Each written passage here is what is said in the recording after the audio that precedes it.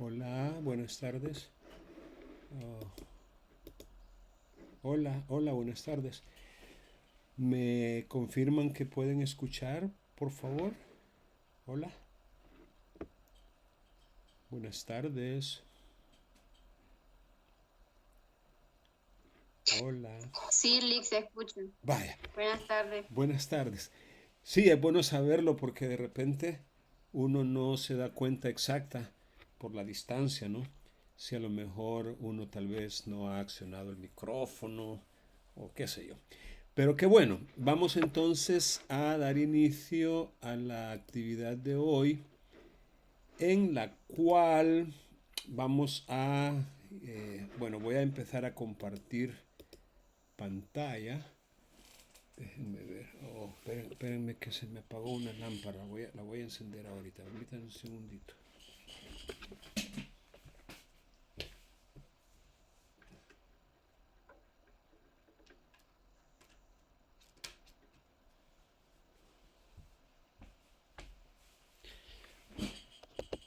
Así está mejor. Bien, les decía que voy a empezar a compartir pantalla. Aquí creo que estamos. Vamos a ver.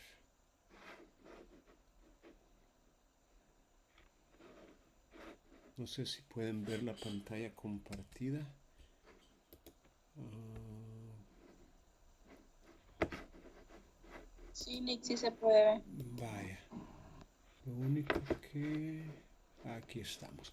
Bien, efectivamente, espero que puedan ver la pantalla de Google Chrome, el navegador de Internet que estoy compartiendo, porque quiero comenzar, como siempre, mostrándoles los contenidos que se han publicado en la plataforma virtual en esta semana 18, en la cual vamos a terminar, por así decirlo, de ver lo relacionado con la sentencia que se pronuncia en el proceso declarativo abreviado. En realidad, la temática correspondiente a esta semana es muy corta, es muy breve, pero no deja de ser importante porque a partir de ella, de esta temática, podemos básicamente darnos cuenta cómo es que se le pone punto final al proceso declarativo abreviado. En esta semana, bueno, se han dado como siempre las indicaciones semanales diciéndose que vamos a concluir el estudio del proceso abreviado analizando la sentencia con que dicho proceso finaliza. Como siempre, se les pide estudiar las disposiciones legales que se refieren al proceso declarativo abreviado, que básicamente son los artículos 418 al 430, enfatizando la última de esas disposiciones, y también se les ha pedido repasar en esta semana los comentarios que aparecen en el libro que nos ha servido prácticamente como un libro texto durante las explicaciones que se han dado durante esta asignatura. También hay algunos videos de YouTube para que aprendan un poco más en cuanto a la sentencia que se da en la clase, en esta clase de procesos. La actividad correspondiente a esta semana se dice que no va a ser evaluada sumativamente, sino solo formativamente. De hecho, se trata la actividad de esta semana de un foro de opinión sobre sentencias dictadas por la Sala de lo Civil de la Corte Suprema de Justicia que cada uno de ustedes debe buscar y comentar, obviamente con un criterio crítico. Las instrucciones aparecen, por supuesto, en la tarea correspondiente que se titula Foro de Opinión Semana 18, Evaluación Formativa. Ese es el nombre de la actividad. Entonces ustedes lo pueden buscar en la parte de las tareas. Y por supuesto siempre quedo yo dispuesto a escuchar cualquier duda, cualquier pregunta o cualquier interrogante que ustedes puedan tener. Tenemos también en los recursos complementarios, pues siempre se colocan los archivos PDF para que ustedes los puedan descargar y en todo caso para que los puedan estudiar. Y en este caso los vínculos a los videos de YouTube que también se les ha pedido que ustedes los puedan ver para aprender un poco más en cuanto a esta temática. Por ejemplo, aquí hay un video de YouTube. Vamos a ver, dura 11 minutos con 5 segundos. Tenemos que analizar ahora las sentencias definitivas para pedirles a que se pronuncie sobre el Con objeto solo principal, escuchar a la normalmente autora sobre se el nota delito que o es fondo del asunto. en base a la legislación española. Y así tenemos este otro también que regula las partes. Bien, vamos a ver en esta ocasión las partes de sentencia. una sentencia, sus requisitos formales o de estructura, como también los llamados sustanciales, esenciales o internos. Ok, ahí le va explicando de acuerdo con la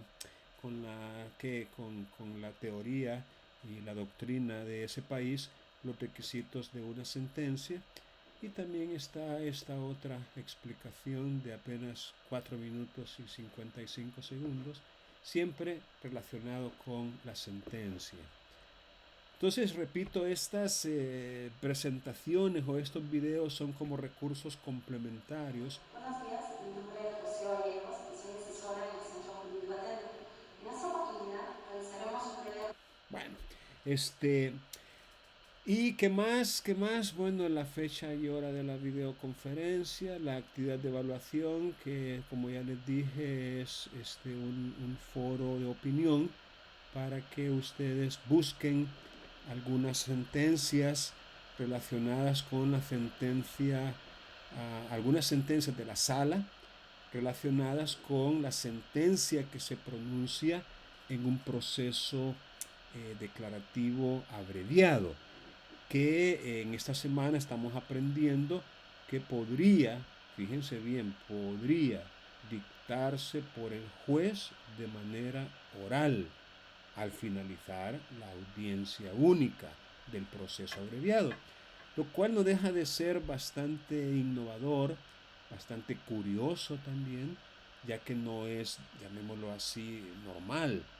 De hecho, me atrevo a decir que no ha de ser común encontrar a un juez que opte por dictar oralmente una sentencia al finalizar la audiencia única de un proceso abreviado. No que no exista esa posibilidad, pero se me hace un poco difícil imaginarme a un juez, ya que lo más práctico, lo más, digamos, incluso da mayor oportunidad para una sentencia más depurada, más perfeccionada, más fundamentada, en tomar pues un tiempo para poderla redactar en forma escrita. Pero eso no significa que un juez no pueda, repito, porque la ley se lo habilita, que un juez no pueda redactar una sentencia verbalmente, es decir, dictarla verbalmente, lo cual, repito, no deja de ser bastante curioso e innovador. En los contenidos de la semana, igual se les ha planteado, como siempre, algunas explicaciones adicionales y algunos datos que no dejan de ser relevantes para su aprendizaje, para que ustedes igual no tengan algunos materiales de análisis y de estudio, porque tengan presente que el aprendizaje es un asunto individual. Es decir, en el sentido de que son ustedes los responsables, tal vez no exclusivos, por supuesto, porque hay participación hasta de sus pares, de sus familiares, de sus padres, ¿no? Y de los docentes, por supuesto. Pero si podemos llamar a un protagonista primordial del proceso de aprendizaje, pues es el mismo estudiante. Entonces, en la medida que usted sea aplicado y se esfuerce por aprender, en esa misma medida lo va a hacer. Pero si usted no le pone ganas al estudio, pues no creo que aprenda. Aquí hay obviamente algunos contenidos que se han preparado para ustedes y son los que vamos a utilizar precisamente como base para las explicaciones de esta tarde, aparte de un ejercicio de búsqueda que también vamos a hacer. Entonces vamos a posibilitar en este caso la participación de ustedes a partir de la lectura que vamos a hacer de las explicaciones que están en pantalla. Entonces yo ahorita voy a pedirle a algunos de ustedes que me ayuden con la lectura de lo que aparece en la pantalla. Vamos a comenzar con, tengo aquí a Alondra de la Paz. Ayúdenme usted, por favor, leyendo en pantalla, por favor. Sí, Lick. Okay. En el proceso abreviado, la sentencia tiene una pequeña variante y es que a diferencia del proceso común, ese acto decisor de la pretensión puede tener lugar de manera verbal o al menos eso dejan entrever algunas disposiciones jurídicas que analizaremos en esta oportunidad. Ok, entonces esa es como la variante, ¿verdad? La novedad o lo diferente que hay en el proceso abreviado con relación al proceso común relacionado con la sentencia. Y es que puede tener lugar o puede hacerse de manera verbal. Y por eso el tema incluso de esta semana, la sentencia verbal.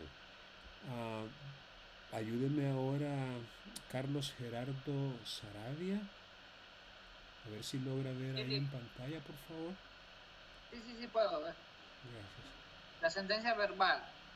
Sentencia es una resolución judicial que cumple con las funciones de resolver sobre lo solicitado y resistido por quienes acuden ante los tribunales y como tal dota de sentencia a la existencia del proceso y como bien lo dice José María Asensio Mellado, evita que el proceso se convierta en un simple ejercicio intelectual. Muy bien.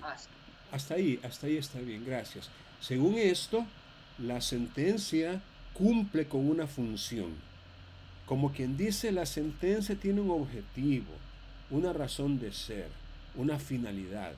Y es simplemente resolver sobre lo que ha solicitado el demandante y lo que ha resistido el demandado, que son obviamente quienes acuden de manera principal o directa a los tribunales.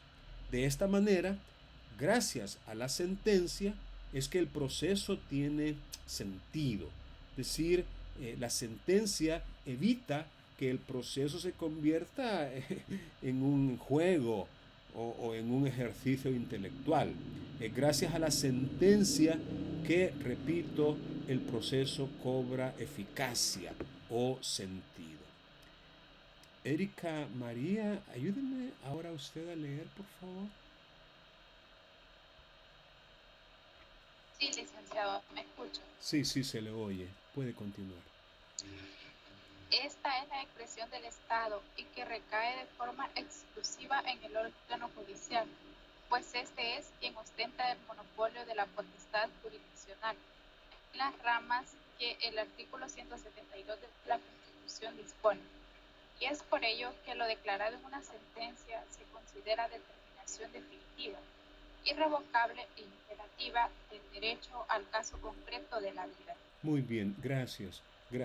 Aquí, por supuesto, vale la pena aclarar que hay, digamos, la posibilidad de recurrir de una sentencia para que un tribunal superior en grado pueda analizarla, estudiarla, en base, por supuesto, a los puntos concretos por los cuales se ha recurrido de ella, y eso podría dar lugar a una modificación sustancial de la sentencia del tribunal inferior. Es decir, cuando dice aquí que la sentencia se considera definitiva, irrevocable e imperativa, es, o mejor dicho, sin perjuicio de que pueda ser atacada vía medio de impugnación. Es decir, por un medio de impugnación todavía se podría revertir lo dicho en una sentencia. Pero obviamente tiene que llegar un punto en el cual ya no admita más recurso, o cuando no es impugnada, y entonces sí, se aplica definitivamente lo que acabamos de leer en esta parte, de que se convierte en algo irrevocable e imperativo. ¿Qué más tenemos por aquí? Espérenme que creo que se me quedó una parte. Vamos a continuar. Esto es lo que habíamos visto. Aquí está. Dani Miguel Humanzor, ayúdeme con la lectura, por favor. La palabra sentencia encuentra su origen en sentencia. También lo que está en paréntesis, Es, bueno, sí, está bien. Sentience, sentientis, participio activo de sentir y sentir. Y en el derecho se utiliza para referir un acto procesal al documento en el cual se consigna. Esto lo hace notar el coautor Eduardo en el libro de Fundamentos del Derecho Procesal Civil, tercera edición. Muy bien, gracias. Vaya, aquí lo que nos está diciendo esta parte de la presentación es que el término sentencia etimológicamente proviene de un término que es sententia y se relaciona con sentire, o sea, sentir. O sea, si lo podemos como aplicar ya al castellano, la sentencia es como el resultado de lo que el juez ha sentido con relación al caso, a los hechos, a las pruebas, al derecho aplicable. Es decir, sentencia, repito, es como la manifestación del tribunal en cuanto a lo que él ha sentido, ¿no? Es decir, su percepción, su convicción en cuanto a la verdad controvertida dentro de un proceso. Ahora, obviamente, sentencia, pues modernamente hace referencia a un acto procesal, que es el acto de decidir de manera final, aunque no necesariamente en el fondo, ya lo vamos a ver, pero por lo menos resolver de manera final lo planteado tanto por el demandante como por el demandado. Y también con sentencia nos referimos al documento que consigna ese acto procesal. Aquí viene lo que les acababa de decir. Voy a pedirle a Erika María, ya leyó Erika, no, ¿verdad? Ever Playtest, creo que Erika ya leyó. Ever Playtest, si está por ahí, por favor. Sí, buenas tardes. Buenas tardes, Ever. Dice, estas sentencias pueden ser de fondo o procesales. Estas últimas llamadas absolutorias en instancia. Las de fondo resuelven de forma definitiva sobre la pretensión ejercida y la resistencia ofrecida sobre la misma, poniendo con ello fin al conflicto. Muy bien, gracias, Ever. Vaya, aquí lo que está introduciendo esta parte es que una sentencia puede clasificarse atendiendo a su contenido esencial en dos clases. Por un lado, tenemos las sentencias de fondo y por el otro tenemos sentencias procesales, llamadas también absolutorias en la instancia o absolutorias de la instancia. Es decir, digamos, sentencias inhibitorias, también se les conoce así.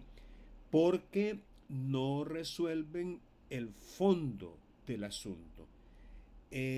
Al no resolver el fondo del asunto, esas sentencias procesales no producen los efectos de la cosa juzgada, a diferencia de las sentencias de fondo, que, como lo dice esta definición, resuelve de manera definitiva la pretensión ejercida por el demandante y la resistencia ofrecida por el demandado. Y de esta manera, una sentencia, cuando es de fondo, pone fin al conflicto.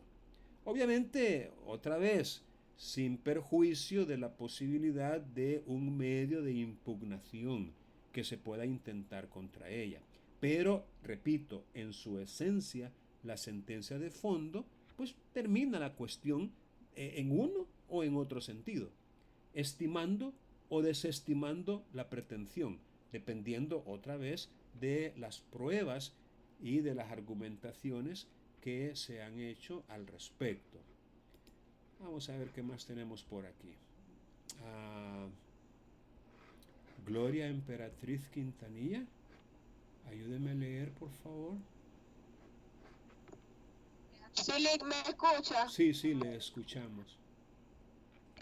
Dice, en cambio son procesales o absolutorias las que dejan imprejuzgada la cuestión de fondo, no por concurrir los debidos presupuestos procesales.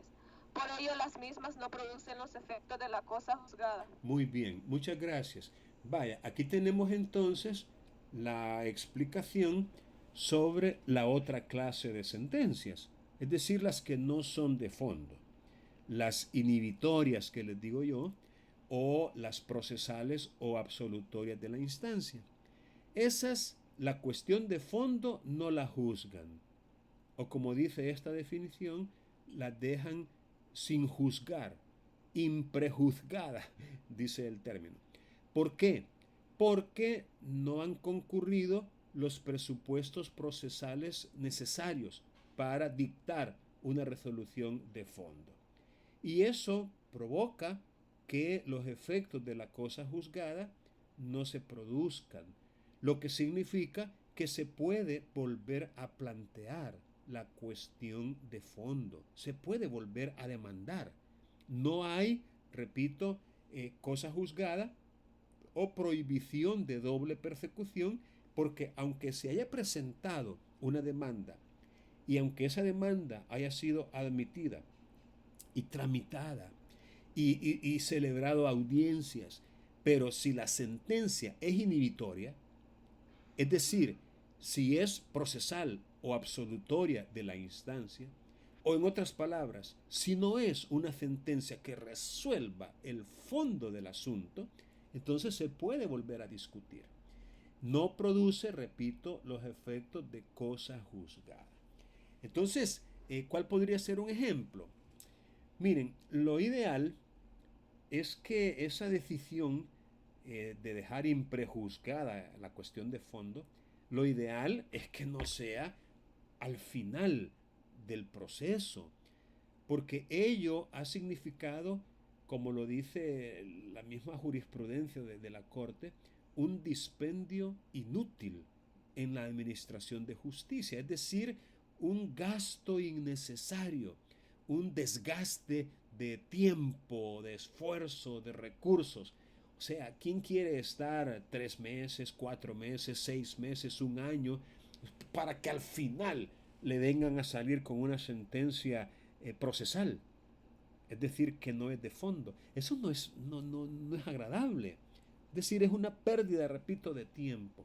Entonces, lo ideal es que esas resoluciones no se den al final, sino que se den in limine, es decir, de entrada, al principio, cuando se descubre precisamente la falta de presupuestos que son esenciales para resolver el fondo del asunto. Manejemos un ejemplo muy sencillo, lo que se conoce como la integración de un litis consorcio. Imagínese usted que la relación jurídica que se ha planteado ante un tribunal sea indivisible. Es decir, una relación que incluye o que afecta a varias personas al mismo tiempo. Ejemplo, una proindivisión. Un inmueble que pertenece al mismo tiempo a varias personas. Y se discute, por vía de ejemplo, la titularidad de ese inmueble. Es decir, una persona reclama ser él el dueño y no los 3 o 4 copropietarios que aparecen como tales. Entonces viene esta persona y demanda la titularidad o el derecho sobre ese inmueble, pero no demanda a los 4 o 5 o 3, no importa, no demanda a todos y cada uno de los que aparecen como dueños, sino que demanda solo a uno de ellos, por ejemplo, o a 2 de ellos, por ejemplo, pero deja sin demandar a otros 2, por ejemplo, o a otros 3, no importa.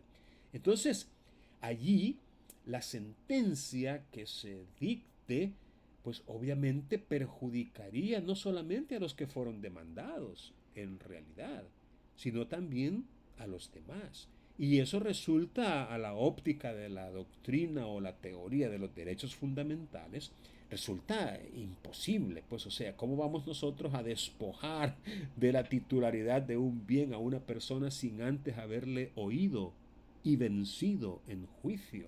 Es decir, estamos violentando una garantía, un derecho humano fundamental, como es el derecho de audiencia. Entonces, por eso, desde el principio hay que descubrir o darnos cuenta de que no se ha integrado el litis consorcio y ordenar su integración. Ordenar la integración del litis consorcio pasivo en este caso, para que la sentencia que se pronuncie efectivamente afecte a todos los que tiene que afectar. Pero si se ha dejado por fuera, sin demandar a algunos de los copartícipes o codueños de ese inmueble, entonces tenemos ahí un defecto procesal enorme. Ajá. ¿Y qué tal si hasta el final, ya al momento de dictar sentencia, se da cuenta el tribunal y sale con una sentencia procesal o absolutoria de la instancia? Ha representado, repito, un dispendio inútil de esfuerzo, de recursos, de dinero, de tiempo, y eso es lo que hay que evitar. Por eso, usted póngale muchísima atención a los presupuestos procesales o de cualquier tipo, materiales, esenciales, para poder demandar, digámoslo así, correctamente, para que no vaya usted a obtener una sentencia procesal, sino una sentencia de fondo, que es obviamente la que corresponde. No olviden que si ustedes tienen alguna pregunta en la medida que yo estoy hablando, pueden perfectamente activar el micrófono y hacer la pregunta. No tengan pena, porque es importante que lo hagan. Este párrafo es un poquito más largo. Voy a pedirle a Gerson Alexander Girón. Ayúdeme, Gerson, a leer, por favor.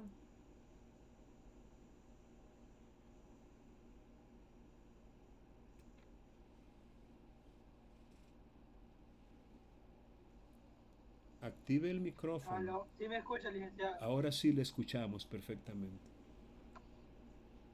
No veo la diapositiva. Veo solo los demás usuarios, pero veo en pequeñito la diapositiva. No, pues en ese caso haga clic. ¿Está con un teléfono usted? No, con la computadora. Entonces haga clic en ese cuadrito chiquito que ve para que se le amplíe. Hoy sí. Ajá. Hoy sí. Okay. Hoy sí ya estuvo. Vaya. Dice, la estructura de la sentencia la impone el artículo 217 del Código Procesal Civil y Mercantil. Es decir, debe constar de un encabezado que debe contener la identificación de las partes con sus nombres y apellidos, así su legitimación cuando no sea originaria o la representación sea necesaria en su caso. Debe constar de antecedentes de hecho en los que se incluye en párrafos separados y numerados una relación resumida de las pretensiones y resistencias de las partes, así como la expresión de las pruebas practicadas haciendo énfasis en los hechos probados.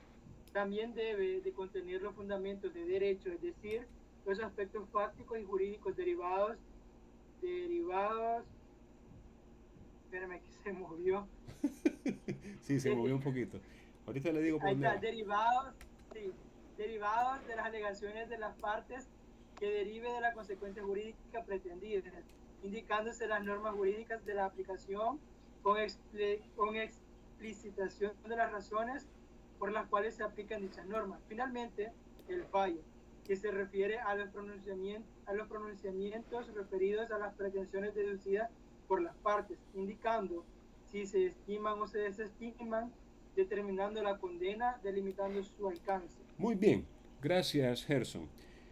Efectivamente, en esta parte de la presentación se detalla o se describe de manera muy lacónica, muy puntual, la estructura de una sentencia, es decir, lo que debe contener. Y es así como encontramos el encabezado, en donde se identifica a las partes con sus nombres, apellidos, legitimación, representación, etc. El encabezado. También antecedentes de hecho. Eso es como las partes de una sentencia.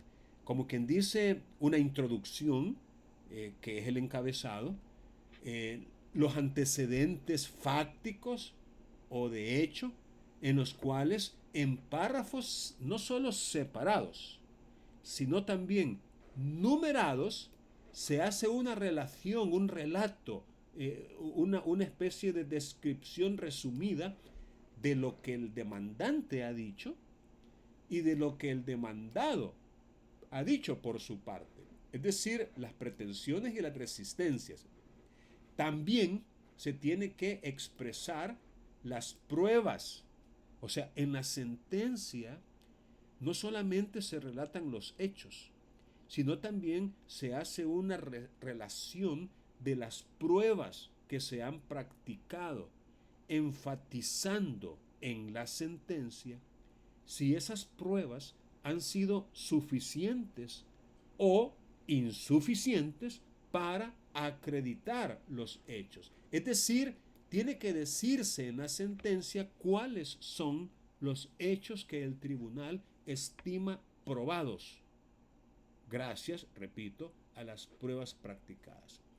Otra parte que no puede faltar en una sentencia es los fundamentos de derecho, o sea, las argumentaciones jurídicas hechas por el tribunal, en donde se haga, como quien dice, una indicación fiel y exacta de las normas jurídicas aplicables, explicando el tribunal las razones por las cuales dichas normas jurídicas son aplicables.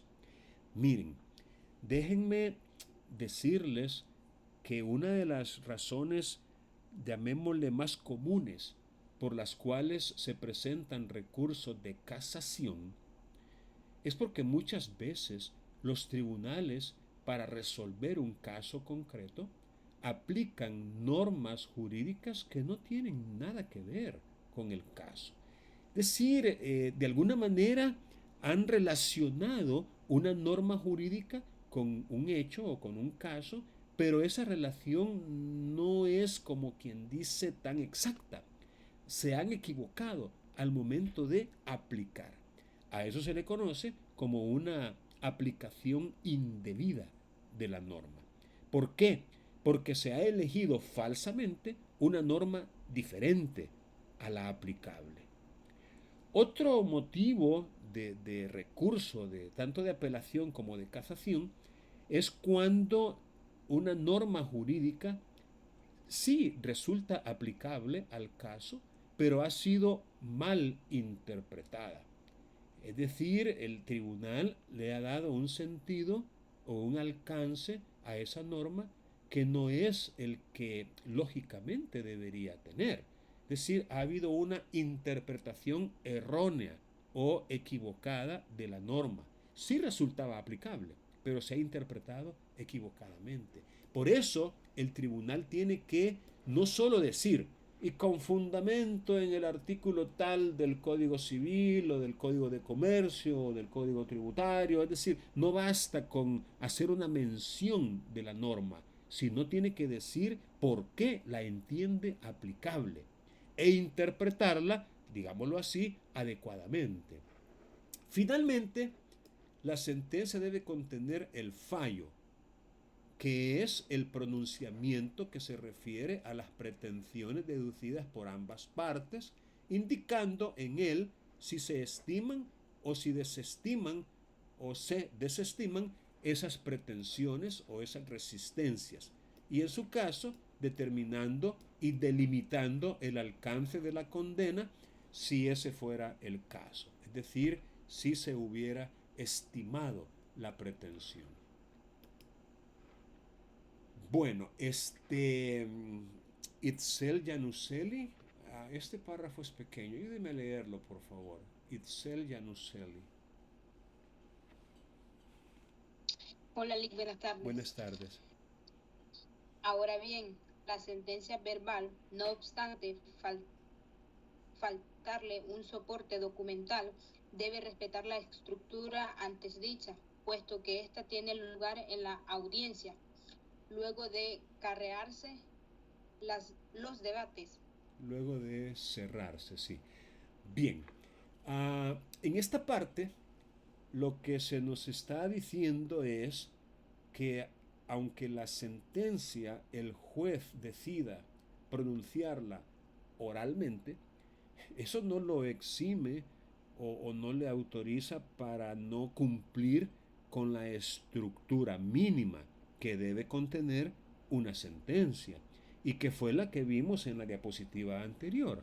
Es decir, el que la pronuncie oralmente no quiere decir que va a omitir partes esenciales de la estructura de una sentencia.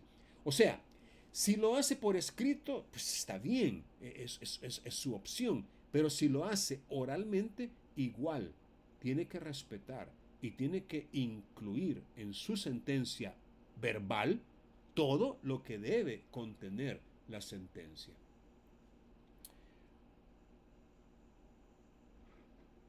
Creo que aquí está. ¿En qué casos se va a pronunciar oralmente una sentencia? Vamos a pedirle a Jacqueline Umaña, por favor, que me ayude a leer estos otros dos párrafos. Jacqueline. Buenas tardes. Buenas tardes. Esta sentencia es excepcional, pues el artículo 430, inciso segundo, establece que tiene lugar cuando la complejidad práctica y jurídica del proceso lo permitiere. Caso contrario, debe dictarse por escrito dentro de los 15 días hábiles siguientes. La disposición jurídica citada está en plena relación con el artículo 222, inciso segundo del Código Procesal Civil y Mercantil, que dice: en los procesos abreviados y procesos especiales, si lo permitiera la complejidad práctica y jurídica del proceso en cuestión, el juez tribunal podrá dictar oralmente la sentencia íntegra. Muy bien, gracias. Vaya, lo que podemos aprender de estos dos párrafos es que el que una sentencia se dicte en forma oral no es como la regla general, o no es lo más ordinario o lo más común. No, es algo excepcional, ya que se hará así siempre y cuando la complejidad fáctica, es decir, los hechos, o jurídica, es decir, el derecho aplicable, lo permitiere. Aquí me gustaría hacer un comentario un tanto crítico. Fíjense ustedes que cuando el Código Procesal Civil y Mercantil se publicó y entró en vigencia, el juez estaba legalmente obligado a dictar el fallo. Fíjense bien, hay una gran diferencia entre el fallo y la sentencia. Son cosas diferentes. El fallo está contenido dentro de la sentencia. Hay pues una relación de continente a contenido. La sentencia es el continente. El fallo es el contenido, es decir, está contenido dentro de la sentencia. Es una parte fundamental de la sentencia, pero el fallo es como el pronunciamiento concreto, el pronunciamiento puntual relacionado con las pretensiones o con las resistencias que se discutieron dentro del proceso. Entonces, el fallo, el juez, repito, estaba obligado cuando el código entró en vigencia a dictarlo inmediatamente que se cerraran los debates dentro de la misma audiencia única en el caso del proceso abreviado o la audiencia probatoria en el caso del proceso común. Y aquí es donde viene mi crítica: complejidad fáctica y jurídica. Miren, cuando se abre la puerta de la excepción, todo mundo quiere pasar por ella. Yo entiendo que podrá haber casos definitivamente complicados. Casos en donde, puya, no es tan simple, pues no es tan chiche, no es tan sencillo resolver. Yo entiendo eso. Y quisiera pensar que la reforma que estoy a punto de comentar de alguna manera estaba justificada. Es decir, hubo una reforma a las disposiciones legales correspondientes que autorizó a los jueces como para tomarse un tiempo, para suspender la audiencia después de cerrados los debates y tomarse unos 2 o 3 días para preparar por la complejidad del caso el fallo. Entonces, gracias a esa reforma, ahora un juez puede decir, vaya, ya desfiló la prueba, ya se produjo, ya escuchamos a las partes sus alegatos finales, y bueno, la verdad es que el caso es complejo, el caso es complicado, aunque no lo sea. Es decir, no hay mayores parámetros dados por la ley para determinar cuándo hay complejidad fáctica y jurídica y cuándo no. Lo deja al criterio del tribunal. Entonces, claro, es que mire, para alguien que no tiene mayor conocimiento o que no tiene mayor experiencia, cualquier caso es complicado, pues. Hasta lo más sencillo. Entonces, con base a esa excepción que abrió la reforma, pues yo he visto algunos casos en donde los jueces, pues para mí, de manera impropia, se toman ese tiempo. Y miren, en países como el nuestro, muchas cosas pueden pasar en esos 2 o 3 días que el tribunal se toma para decidir la cuestión. Créanme, muchas cosas pueden pasar. Por eso es una reflexión crítica la que yo hago, porque me parece que estaba mejor antes. Es decir, sin ese chance de poder pensar cómo resolver. Es que mire, si él es un juez, si conoce el derecho, si ha estado en el desfile probatorio, inmediando la prueba, es decir, él debería tener las herramientas mentales, psicológicas, doctrinales, jurisprudenciales, para resolver de una buena vez. Es decir, para resolver inmediatamente que se cierren los debates.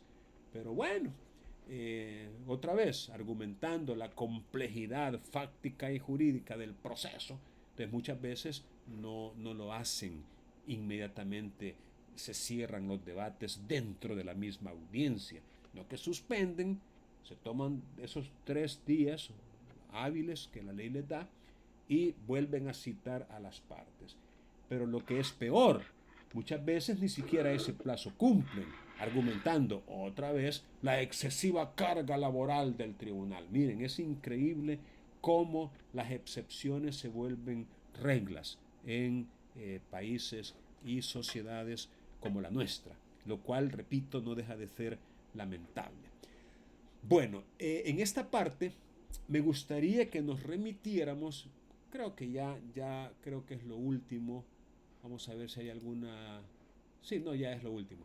Me gustaría que nos remitiéramos al Código Procesal Civil y Mercantil para referirnos a esos 2 artículos que acabamos de ver. El primero es el 430, que es el último de los artículos que desarrollan el proceso abreviado.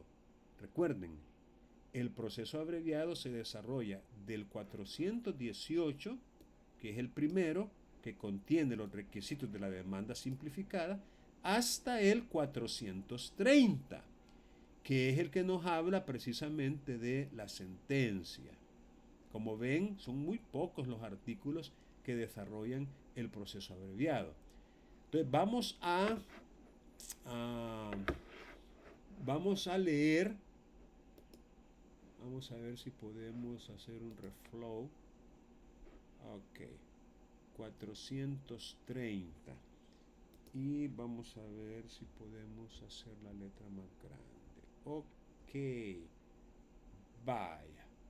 Aquí tenemos una letra suficientemente grande para pedirle a... Déjenme que tengo que venir aquí a bajar esto. Aquí está. A Miguel Ángel Trejo. Ayúdeme, Miguel, a leer lo que está en pantalla, o sea, el artículo 430. Buenas tardes. Buenas tardes. Buenas tardes. Artículo 430. Sí. Terminada la audiencia y a continuación de los alegatos finales, el juez o tribunal deberá dictar in voce el fallo de la sentencia y una sucinta motivación de la misma, bajo pena de nulidad. Vaya, una pausa, Miguel, una pausa. Así estaba antes de la reforma. Si se fijan, con carácter imperativo, ¿no? Deberá, terminada la audiencia y a continuación de los alegatos finales, el juez o tribunal deberá. O sea, es un carácter obligatorio, vinculante, imperativo.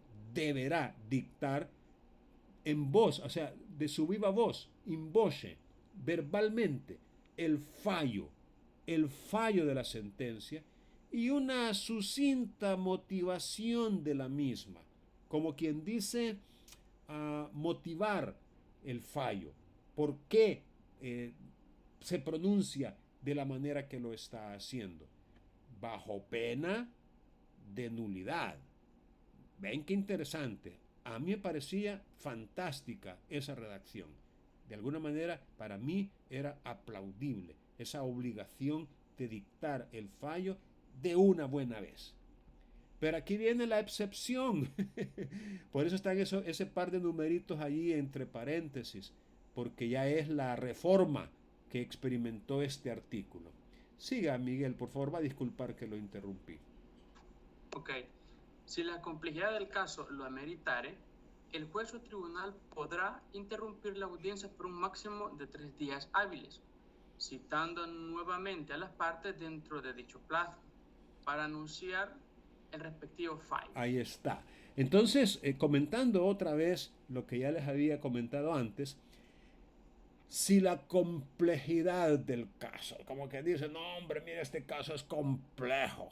Claro, es complejo porque usted, señor juez, no ha leído suficiente. Bueno, si la complejidad del caso lo ameritare, ahí se abre la excepción. Como que dije, ya no la debe dictar en voce, inmediatamente de cerrados los debates, ya no, sino que puede interrumpir la audiencia por un máximo de 3 días hábiles y citar de nuevo a las partes para anunciar el fallo. Mire, ese lapso de tiempo es el que yo les digo que resulta peligroso, porque allí ya se puede dar como quien dice, va a mover los maletines. Bueno, mejor no digo nada. Termine, por favor, el artículo, Miguel. Ok. Si lo permitiere la complejidad fáctica y jurídica del proceso en cuestión, el juez o tribunal podrá dictar oralmente la sentencia íntegra. En todo caso, ha de pronunciarse sentencia dentro de los 15 días siguientes a la finalización de la audiencia. El incumplimiento de dicho plazo hará incurrir al juez responsable en la sanción establecida en el artículo 417 de este código. Sanción es de puro gusto. O sea, eso de que le van a poner por cada día de atraso un salario mínimo urbano más alto vigente en el sector comercio es letra muerta, es pura mentira. Repito, los tribunales se dan el lujo de decir, por ejemplo, para las 9 horas de este día estaba programada la audiencia tal, pero resulta que al suscrito le llegó un correograma invitándolo a una capacitación, razón por la cual suspéndase. Y la hacen cuando ellos quieren. Es increíble, por una parte. Y por otra parte, esta resolución se dicta hasta esta fecha debido a la enorme carga laboral que tiene este juzgado, lo cual resulta evidente al ver la cantidad de expedientes que se manejan. Y con eso ya ellos se limpian y se quitan esa obligatoriedad de respetar ciertos plazos procesales para que los casos no duren mucho, no resolverse. Así que eso es letra muerta. Bueno, vamos a leer también, solo que voy a quitarle el reflow. Vamos a leer también el otro artículo, que era, si mal no recuerdo, el 222, ¿cierto? 222 creo que era. Sí. Aquí está, porque me interesa el inciso final de este artículo. Melissa, si está Melissa Lazo, ella me va a ayudar a leer, por favor. El 222, pero igual voy a hacer la letra un poco más grande. Yo creo que ahí está ya suficientemente grande. Vamos a ver, aquí está. 222. Ok, Lick, ¿me escucha? Sí, se le oye muy bien. Ok. Sentencia oral, supuestos. Artículo 222. En todos los procesos regulados por este código y a continuación de los alegatos finales, el juez o tribunal deberá dictar in voce el fallo de la sentencia y una sucinta motivación de la misma, bajo pena de nulidad. Si la complejidad del caso lo ameritare, el juez o tribunal podrá interrumpir la audiencia por un máximo de 3 días hábiles, citando nuevamente a las partes dentro de dicho plazo para anunciar el respectivo fallo. En los procesos abreviados y procesos especiales, si lo permitiera la complejidad fáctica y jurídica del proceso en cuestión, el juez o tribunal podrá dictar oralmente la sentencia íntegra. Vaya, permítame un segundito mientras hago un pequeño comentario. Esto prácticamente es lo mismo que acabamos de leer en el 430. Si ustedes se fijaron, casi es copia y pega. El 430 con el 222 en la parte que hemos leído, ¿verdad? Ahora sí me interesa que le pongamos atención al inciso final, que es el inciso que continúa. Siga leyendo, por favor. Ok. En todos los casos anteriores, el juez o tribunal preguntará a las partes sobre su intención de recurrir la sentencia. Si ambas partes manifestaren su decisión de no impugnar la misma, declararán su firmeza en el acto. Si por el contrario ambas partes o alguna de ellas anunciare su intención de recurrir, el juez la dictará luego por escrito en el plazo legal para que se interponga el respectivo recurso una vez que la misma sea notificada. Muy bien, muchas gracias. Vaya, miren, vamos a tratar de interpretar este artículo, a ver si lo logramos interpretar adecuadamente. Bueno, valga aclarar, como siempre, y quizás ya lo he hecho en otras ocasiones, que las ciencias jurídicas, el derecho, no es, a diferencia de la física, la química o las matemáticas, una ciencia exacta, en donde 2 más 2 son 4, y aún alguien podría discutir eso filosóficamente, pero las ciencias jurídicas en realidad son ciencias sociales y las normas jurídicas no siempre son tan fáciles de interpretar, o en todo caso no siempre se interpretan de la misma manera. O sea, de repente, bueno, eso es como la Biblia, ¿no? O sea, los pasajes bíblicos, no, hombre, imagínense cuántas sectas o facciones religiosas no han originado un mismo texto. O sea, se interpreta lamentablemente de múltiples maneras. Entonces, aquí ocurre igual. Es más, a veces nos encontramos. Yo hoy mismo estaba revisando algunas sentencias de la sala de lo civil y me topé con una verdadera sorpresa para mí, ¿no? Que en una resolución dijeron una cosa y en otra resolución, unos meses después, dijeron otra cosa, pero diametralmente distinta. Si nos queda tiempo en esta misma sesión, se los voy a mostrar. ¿Pero por qué lo hago? Lo hago para que ustedes vean de que lo que les acabo de decir es cierto, pues, o sea, no es una ciencia exacta y lamentablemente un mismo caso, un mismo y único caso, podría ser resuelto en el sentido A o en el sentido B. Como que dependiendo de qué, pues vaya usted a saber. Dependiendo de factores que a veces no los puede usted controlar. Entonces, ojalá que no sea el estado de ánimo del juez. Hoy me siento contento, voy a resolver a favor de los demandados, por ejemplo. No, hoy estoy bravo porque me peleé con mi esposa y hoy voy a clavar. Imagínense que ese fuera el factor decisivo. Tremendo, ¿verdad? Pero no deja de ser cierto que una misma norma podría dar lugar a varias interpretaciones y en consecuencia a resolver un asunto en un sentido o en otro, lo cual no deja de ser perjudicial a la seguridad jurídica que debe ponderarse y debe prevalecer.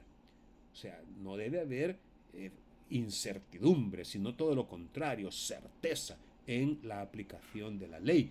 Pero es un valor que no necesariamente está al alcance, no necesariamente lo hemos logrado. Podemos decir que estamos tratando de construirlo, pero no hemos llegado todavía a un nivel en el que podamos decir, no, hombre, nuestros jueces son, pero lo mejor que puede haber, nos falta. Veamos entonces qué interpretaciones podemos dar a esto. Vaya, en todos los casos anteriores, todos los casos anteriores, bueno, habría que ver cuáles son esos casos anteriores. Vamos a ver. Primero,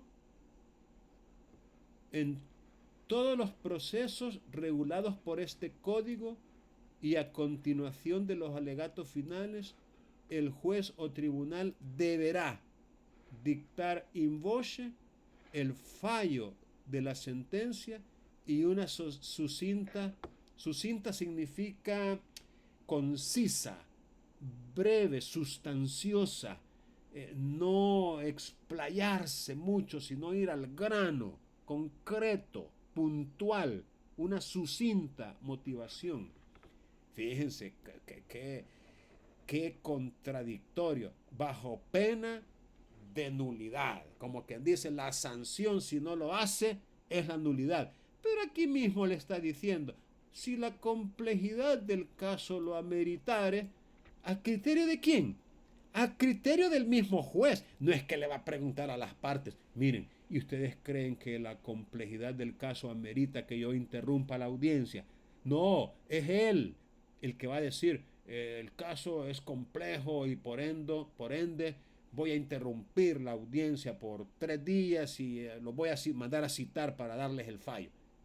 Entonces, esto de bajo pena de nulidad ya perdió significado, ya perdió sentido, ya no tiene chiste que diga bajo pena de nulidad si ahí mismo le está diciendo, pero si por la complejidad del caso, a criterio del juez, él puede no hacer esto, es decir, puede no hacer esto de dictar in voce el fallo, sino que puede tomarse hasta 3 días para hacerlo. Entonces no deja de ser ridículo. Pero bueno, el primer caso entonces es ese, que ya quedó prácticamente derogado. derogado. Claro, si le podemos dar sentido, y ya quisiera ver yo un caso que a ustedes les va a tocar, porque ustedes son la nueva generación, son los que vienen innovando. Si le podemos dar sentido, mire, usted puede alegar la nulidad si el caso no era complejo, pero el juez, amparándose en esto, interrumpió la audiencia, amparándose en que el caso era complejo, pero no lo era. No sé si me explico. Es decir, un caso sencillo, sin muchas pruebas, sin mucho, es decir, una audiencia breve de 2 horas de duración, imagínense, hora y media, 1 hora, un caso sencillo. Pero el juez, argumentando falsamente que el caso era complejo, no dictó in voce el fallo. Entonces allí usted podría alegar la nulidad y argumentar y probar en el tribunal inferior que el caso no era complejo, que no ameritaba su interrupción de la audiencia y por ende usted puede pedir la nulidad. En los procesos abreviados y en los procesos especiales, otra vez, si lo permitiera la complejidad fáctica y jurídica del proceso, el juez podrá. Aquí no es obligatorio. Aquí no es un deber. No dice deberá. Aquí dice podrá. Podrá dictar oralmente la sentencia íntegra. Es potestativo. Luego, en todos los casos anteriores, fíjense bien, para poder interpretar adecuadamente este último inciso, definitivamente no podríamos aplicarlo al primer inciso, porque en el primer inciso no se habla de sentencia, se habla únicamente de el fallo. Y ya les dije, el fallo y la sentencia son cosas diferentes, son cosas distintas. Entonces, este último inciso, a pesar de que dice en todos los casos anteriores, no lo podemos aplicar al dictado del fallo.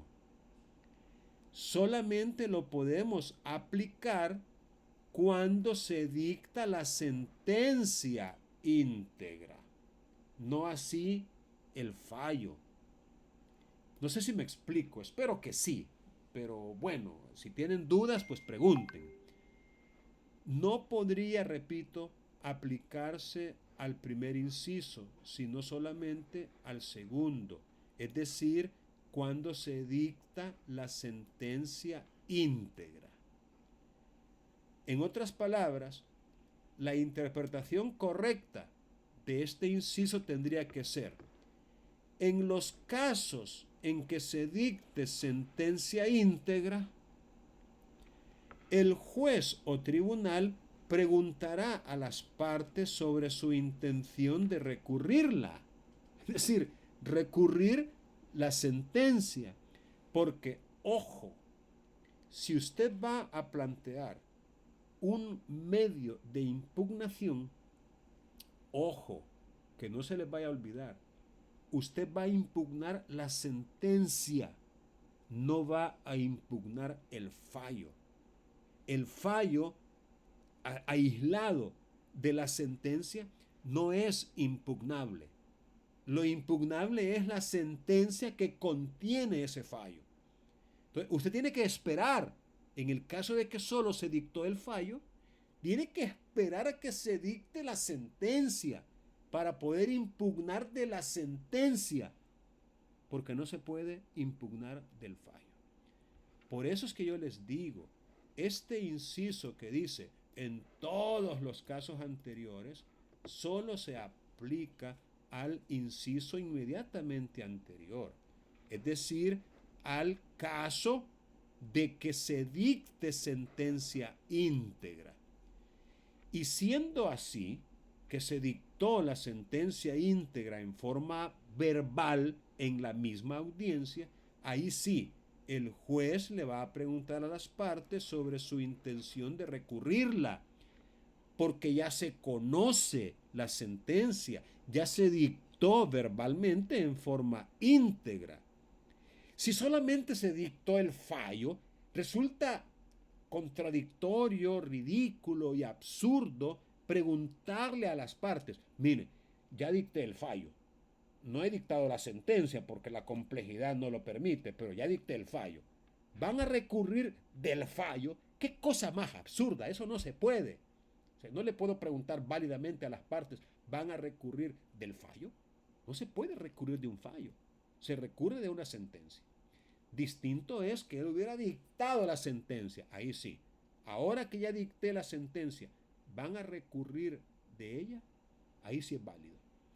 Si ambas partes manifestaren su decisión de no impugnarla, entonces no hay ningún problema y el tribunal puede declarar su firmeza en el acto. Es decir, es como una especie de renuncia al derecho de apelar o de impugnar la sentencia, renuncia que es perfectamente válida. Y es válida porque se produce cuando ya se abrió el espacio para impugnarla.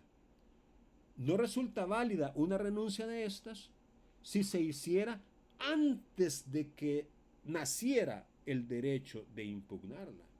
Y ese derecho nace hasta que se dicta la sentencia. Entonces, si ambas partes manifestaren su decisión de no meter ningún recurso, entonces en el acto se va a declarar firme esa sentencia.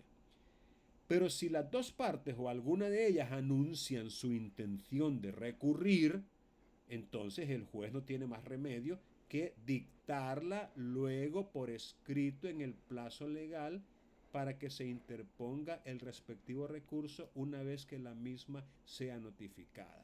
Y aquí tenemos otra vez una necesidad de interpretar, ¿no? De interpretar.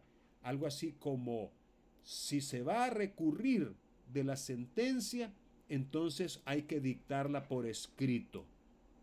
La misma sentencia que ya se dictó verbalmente, hay que dictarla por escrito. Pero si no se va a recurrir, entonces queda con lo que se consignó en el acta, ¿no?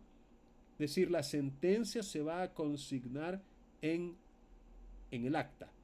¿Por qué? Porque se pronunció verbalmente. Miren, hay una resolución que toca este punto que yo he tratado de discutir en este momento. Es una resolución de sala y está dentro de un conjunto de resoluciones que voy a compartir ahorita con ustedes. ahí en WhatsApp. Ahí en WhatsApp voy a colocar ahorita en el sitio del grupo esta serie de resoluciones. Aquí está. Vaya. Confírmenme que las pueden ver, por favor. Son 2, 4, 6, 8, 9. Allí hay 9 resoluciones. A ver, confírmenme que las han recibido. Sí, ya las recibí de mi Vale. parte, licenciado. Perfecto. Entonces, miren, una de ellas, creería yo, no sé cuál, pero una de ellas, de alguna manera, resuelve un asunto parecido al que les acabo yo de plantear. Es decir, un asunto en el cual una cámara, como que en una audiencia de apelación, como que pronunció solamente el fallo. Y después una de las partes metió un recurso de casación y la sala hace precisamente esa aclaración de que el fallo no resulta impugnable, sino solamente la sentencia. Y allí no me queda muy claro porque lo vi no en la sentencia misma, sino en unos extractos o fragmentos de ellas que aparecen en un documento llamado Líneas y Criterios Jurisprudenciales de la Sala de lo Civil. Que miren, es tan importante que voy a tomar el tiempo que falta para mostrárselos. Miren, aquí en un navegador,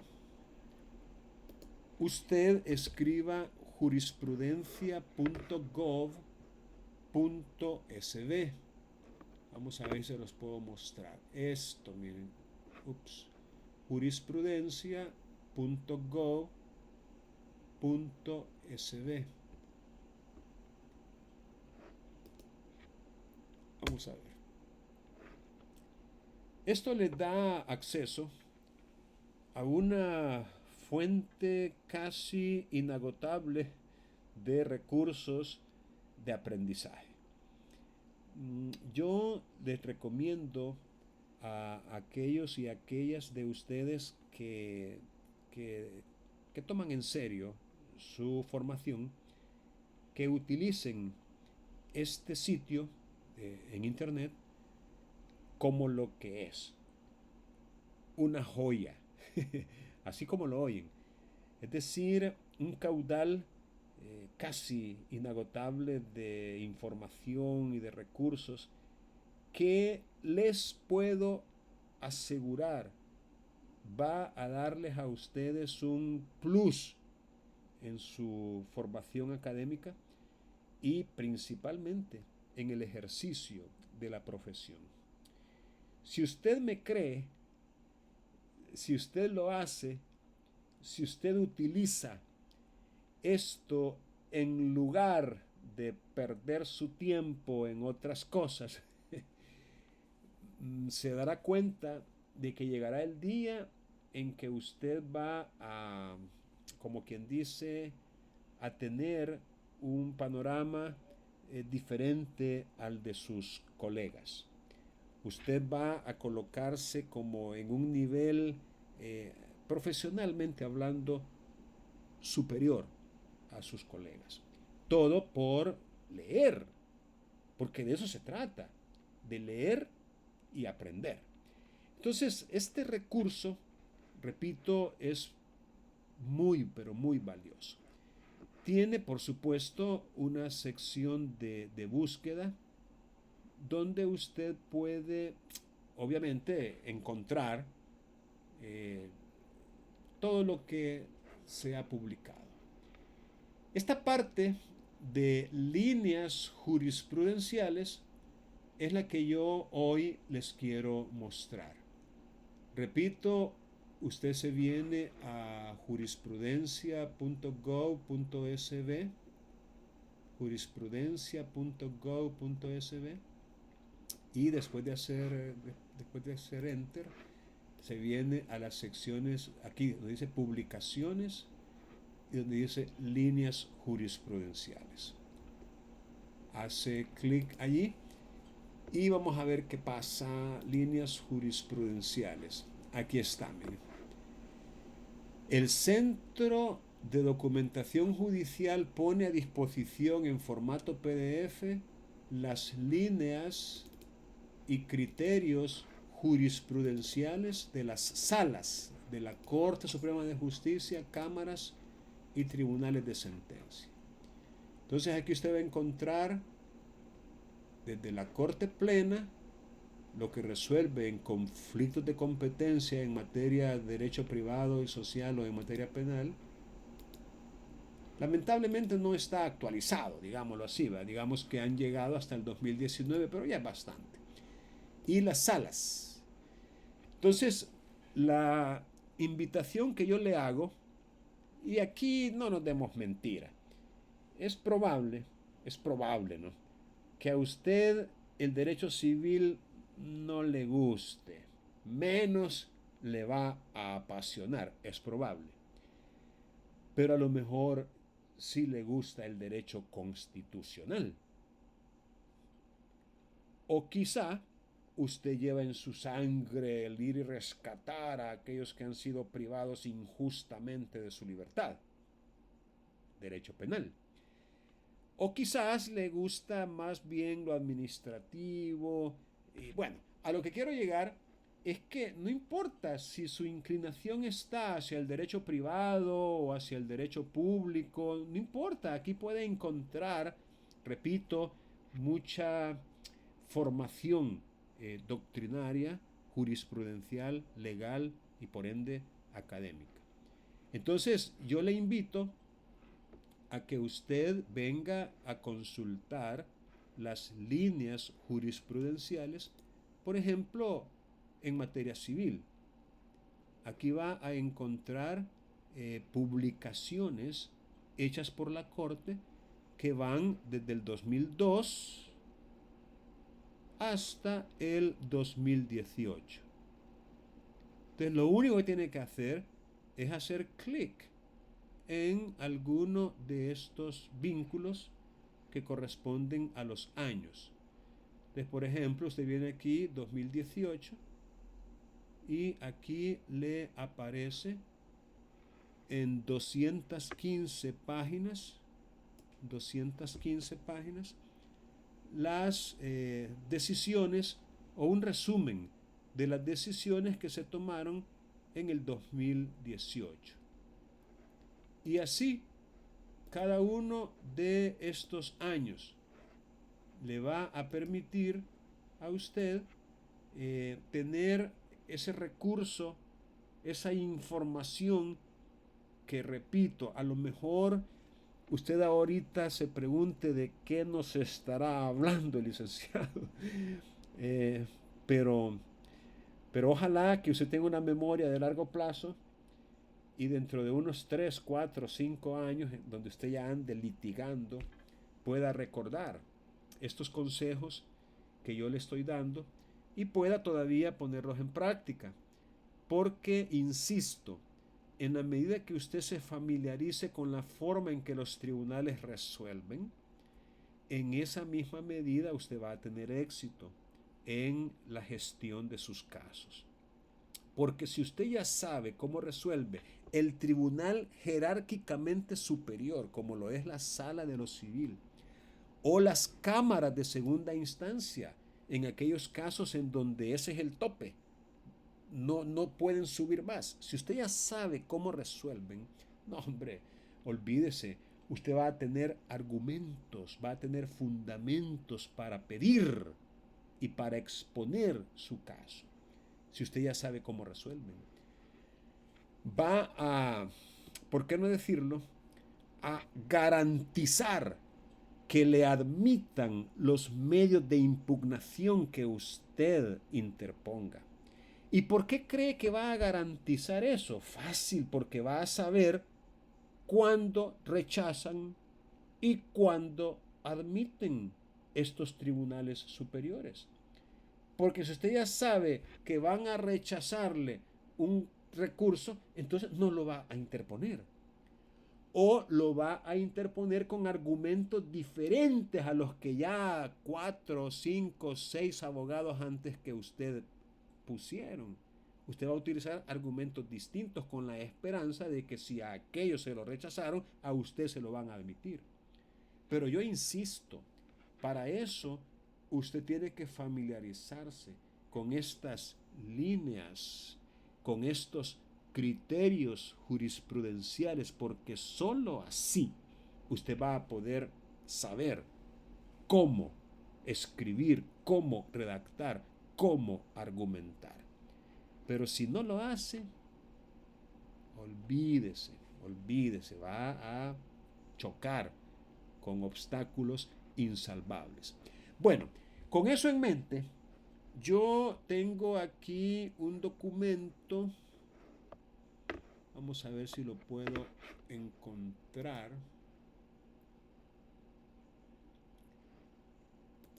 Un documento en el cual yo he incorporado, es decir, ya descargué, incorporé las líneas jurisprudenciales desde el 2010. Desde el 2010 hasta el 2018. Recuerden que esto viene desde el 2002. Un documento más completo podría incluir también 2009, 2008, 2007 hasta el 2002. Y en su momento lo voy a hacer. Pero yo preparé este documento. Miren, tiene 2.668 páginas. Si usted es de aquellos que le aturran la cara a documentos tan voluminosos, úpale, habría que modificar un poquito su actitud al respecto, porque el derecho se ejerce con la palabra, tanto escrita como hablada. Y si usted ignora el significado de las palabras, le voy a poner un ejemplo. Mire, si a usted le cuesta leer, no vayamos tan lejos, si a usted le cuesta leer, ¿cómo va a hacer cuando sea notario y le toque leer un documento en un banco porque están dándole un préstamo a una persona que le ha buscado a usted? Y el ejecutivo del banco es muy estricto, muy rígido, y le dice, vaya, leamos la escritura. ¿Será que le puedo leer algunas partes? No, licenciada, léalo todo. Y es un documento de 20 páginas. Ajá. Y usted va a estar ahí. Imposibilidad de considerar la inspección práctica. No, o sea, mire, mi consejo, si usted tiene dificultades para leer de manera fluida, clara y entendible, es que lea. Ese es mi consejo, lea lo más que pueda. Lea, utilice por ejemplo una grabadora de esos teléfonos inteligentes. Mire, póngase a grabarse usted mismo, usted misma. Si es posible ante un espejo, póngase a leer, hasta que se canse. Y de esa manera va a perfeccionar esa técnica. Y va a poder leer de manera incluso hasta agradable, ¿no? ¿Por qué no? Usted puede leer con una entonación que cause una buena impresión. Pero otra vez, tiene que hacerlo, porque nadie lo va a hacer por usted. Nadie. Si por ejemplo es un ejemplo, disculpen que me ponga como ejemplo, pero si yo puedo leer es porque he leído, pues, o sea, he pagado el precio. Y eso no es cosa del otro mundo, no es algo que no se pueda lograr. No se nace con esa habilidad, para nada. Simplemente se desarrolla, pero se desarrolla con la práctica. Tampoco es un don del cielo que le va a caer así, como aquel gurú que tocó a aquel hombre y de repente podía ver a las personas en su belleza interna. Vaya, entonces lo que les quiero decir es que de este documento es que yo tomé las referencias que acabo de compartir con ustedes allí en WhatsApp. Y que les quería decir que estas referencias son las que podrían ustedes utilizar para responder al foro de opinión de esta semana. El foro en donde ustedes van a, según las indicaciones, investigar jurisprudencia de la sala relacionada con la sentencia verbal. Ahora, yo quisiera tal vez como modificar un poquito el término, porque la idea de la actividad es jurisprudencia de la sala cuando ha recibido sentencias dictadas en un proceso abreviado, aunque no haya sido verbal. Porque honestamente estuve también buscando y no encontré ninguna que dijera sentencia verbal. No encontré ninguna. Entonces vamos a cambiar un poquito la investigación para buscar sentencias dictadas en un proceso abreviado y que de alguna manera han llegado a la sala de lo civil. Pero yo quiero que, antes de terminar, quiero ver, faltan como 10 minutos, pero yo quiero que antes de terminar, y como parte de esta misma sesión, ustedes busquen, hay algo aquí que me llamó la atención, quiero tratar de recordar, era esto, miren, vamos a poner el buscador. Era partición judicial. Vamos a ver si tenemos resultados. Partición judicial. Wow, como que tengo problemas ahorita. Vamos a ver. Partición judicial. Aquí está. Partición judicial aparece.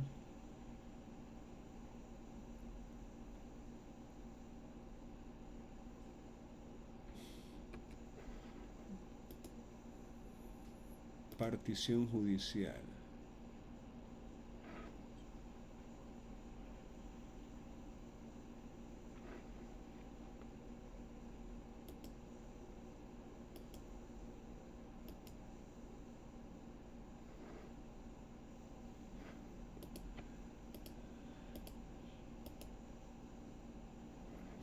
Vaya, aquí está la primera referencia.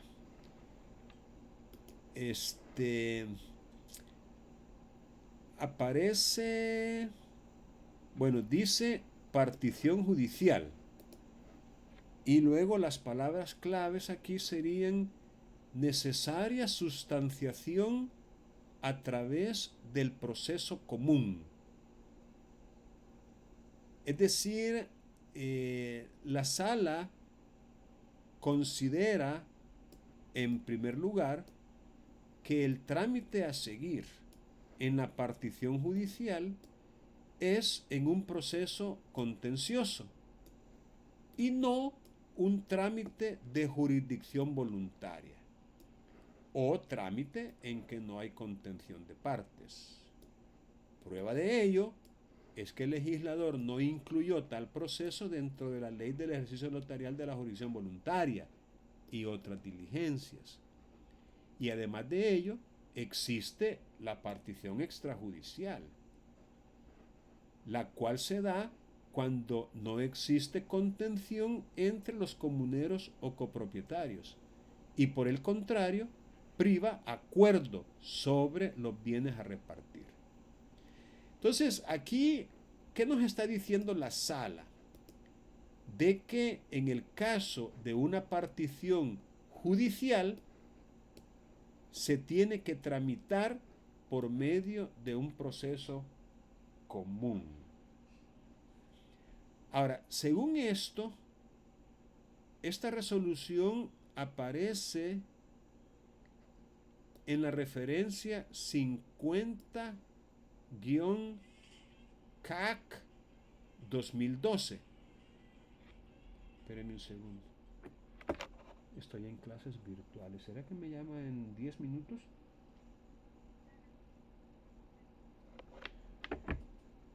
Ok. Entonces,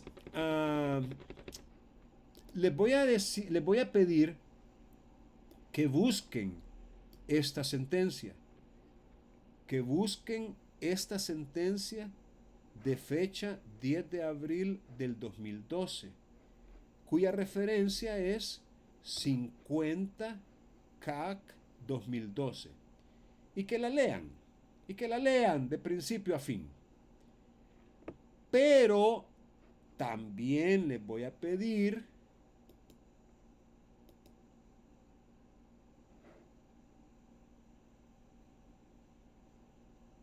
que lean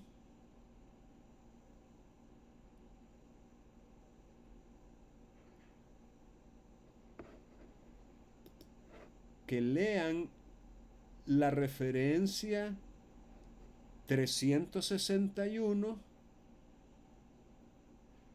CAC 2012 de fecha 15 de marzo del 2013. Que la lean también. Y les voy a pedir que las comparen. Porque, fíjense bien, el artículo 1196 del Código Civil estipula que ninguno de los coasignatarios está obligado a permanecer en la indivisión.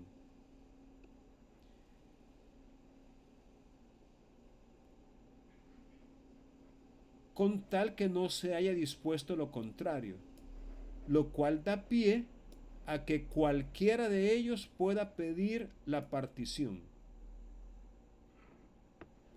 De la lectura de los artículos anteriores se colige que estamos en presencia de una diligencia de jurisdicción voluntaria, lo cual significa que no existe controversia, o si se prefiere, no hay parte demandada. Al contrario, las partes que figuran son solicitante y solicitada. La primera manifiesta su autonomía de voluntad mediante el principio dispositivo, concretándose a través de la presentación de la solicitud en la sede del juzgado respectivo.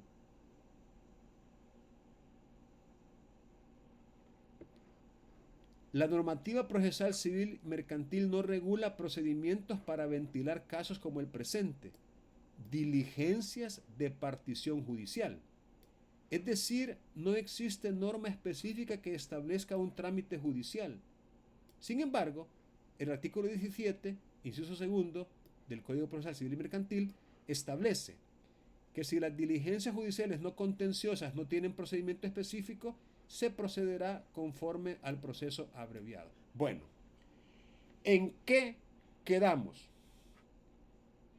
No sé si recuerdan la referencia 50 CAC 2012 que les mencioné al principio.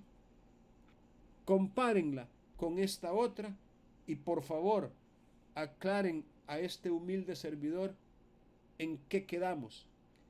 Si es un proceso contencioso que debe ser tramitado en un proceso común o si son diligencias de jurisdicción voluntaria que deben ser tramitadas pues según el artículo 17 del Código Procesal Civil y Mercantil, porque honestamente de la lectura de estos dos fragmentos de sentencias a mí no me queda claro.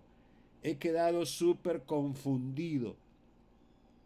Otra vez, ¿qué es lo que les quiero yo con esto mostrar?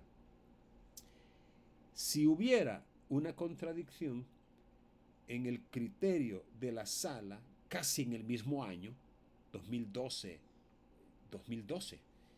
entonces eso nos está mostrando lo que les decía al principio, que el derecho no es una ciencia exacta, que lamentablemente hay doble o triple interpretación de muchas normas legales y que la inseguridad jurídica sería lo que predomina más que la certeza o la certidumbre, lo cual, repito, no deja de ser lamentable.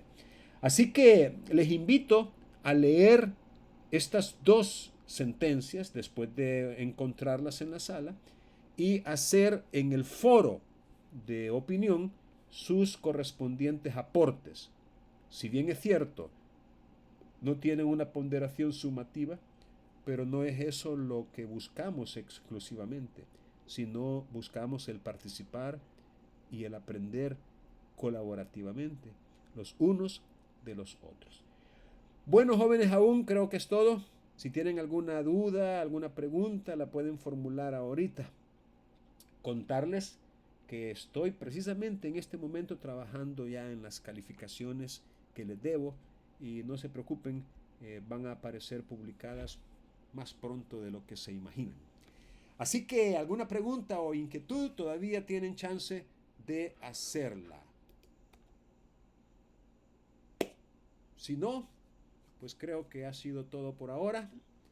Yo solo tengo una consulta. Sí, le escucho.